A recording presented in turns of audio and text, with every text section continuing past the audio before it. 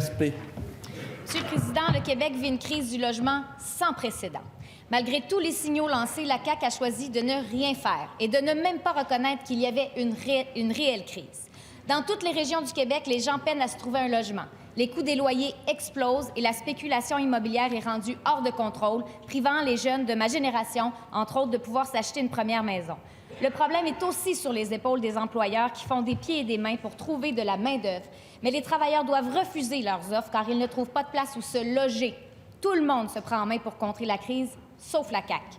Monsieur le Président, pour nos populations vulnérables, pour nos aînés qui veulent demeurer dans leur résidence, pour les jeunes qui veulent se bâtir une vie, pour nos régions qui veulent se développer, est-ce que le gouvernement peut nous dire où il s'en va en habitation? Est-ce qu'il y a quelqu'un qui a à cœur de gérer le problème dans toutes ses facettes? Qui aura le courage d'agir? Madame la ministre des Affaires municipales et de l'Habitation. Merci, Monsieur le Président. Écoutez, on le sait très, très bien, les besoins en habitation, les besoins en logement sont grands, sauf qu'on est présent. Depuis le début, depuis 2018, c'est 8 000 logements qu'on a livrés, Monsieur le Président. Suite à ça, on a lancé le programme d'habitation abordable pour ouvrir des projets abordables, mais aussi continuer les projets en logements sociaux. Les projets en logement au Québec, autant abordables que social, on y va très, très rapidement, Monsieur le Président. Le financement est là. Au budget, cette semaine, plus d'un demi-milliard en habitation, encore une fois. On est rendu, on avait promis 15 000, l'ancien gouvernement avait promis 15 000, ça n'a pas été livré, ça a été annoncé. Nous, présentement, ça donne 8 000 qui sont en voie d'être livrés. Il y en a 2 200 avec le programme d'habitation abordable.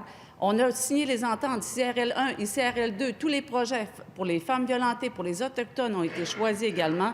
On est aujourd'hui rendu à 14 700 logements, Monsieur le Président. Alors, tous les offices d'habitation travaillent et maintenant, les municipalités, grâce à la réglementation qu'on a changée dans les projets de loi, sont très actives en habitation. Première complémentaire, Madame la députée de Gaspé. C'est agir rapidement, Monsieur le Président, de seulement livrer les anciennes annonces du gouvernement libéral, puis que les chiffres qu'on nous donne là, c'est même pas tous des unités livrées, c'est encore en chantier. J'étais ce matin avec un membre de la Fédération des OSBL d'habitation de la Montérégie-Estrie, une locataire de la Villa Belle-Rivière et la représentante du groupe citoyen de Richelieu, dont l'OBNL Habitation sera vendue à des intérêts privés. C'est des aides gouvernementales de tous les paliers qui ont financé la construction de ces logements. Comment le gouvernement du Québec peut-il à ce point se déresponsabiliser? Madame la ministre des Affaires municipales et de l'Habitation. Monsieur le Président, je suis quand même très, très sensible parce que même pour la Villa Belle-Rivière, à Richelieu, je travaille avec le député de Chambly, oui, c'est chez lui. La Villa Belle-Rivière, Monsieur le Président, ce n'est pas un immeuble gouvernemental. Par contre, j'ai demandé tout de suite au Centre d'assistance d'accompagnement aux plaintes que nous, on a donné la possibilité de rencontrer les locataires, les résidents de 60 ans et plus. Je veux que le Centre d'assistance pour accompagnement aux plaintes rencontre les locataires. Le maire Gauthier a été rencontré également. Le maire Gauthier prend la Villa Richelieu à cœur. Il ne veut pas qu'il y ait de changement d'affectation à court terme. Donc, évidemment, l'OBNL n'est pas un immeuble gouvernemental, mais on va accompagner également tous Deuxième complémentaire, Madame la députée de Gaspé.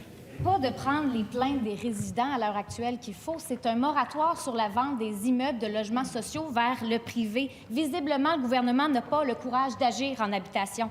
Non seulement ils n'ont rien annoncé dans Axélogie pour les prochaines années, mais il n'est même pas capable de préserver le parc de logements que les communautés se sont elles-mêmes dotées collectivement. La situation s'aggrave. Les réponses de la ministre sont désolantes. Ayez donc le courage d'agir. Madame la ministre des Affaires municipales et de l'Habitation. Ma collègue voudrait que les OBNL qui sont sous convention fédérale soient gérés par nous, le gouvernement. Les OBNL que vous mentionnez sont sous convention fédérale. Mieux que ça, Monsieur le Président, j'ai demandé tout de suite ce matin de parler avec mon homologue fédéral parce que c'est même pas notre gouvernement, c'est des immeubles gouvernementale fédérale, mais je vais parler à mon homologue fédéral, Monsieur le Président. Je vais lui demander qu'est-ce qu'il va faire avec des situations comme ça. Les OBNL, sous convention fédérale, je vais lui en parler de la problématique, mais nous, Axélogie, tous les projets Axélogie sous convention sont là pour 35 ans, alors c'est certain qu'ils sont encore protégés pendant plusieurs années.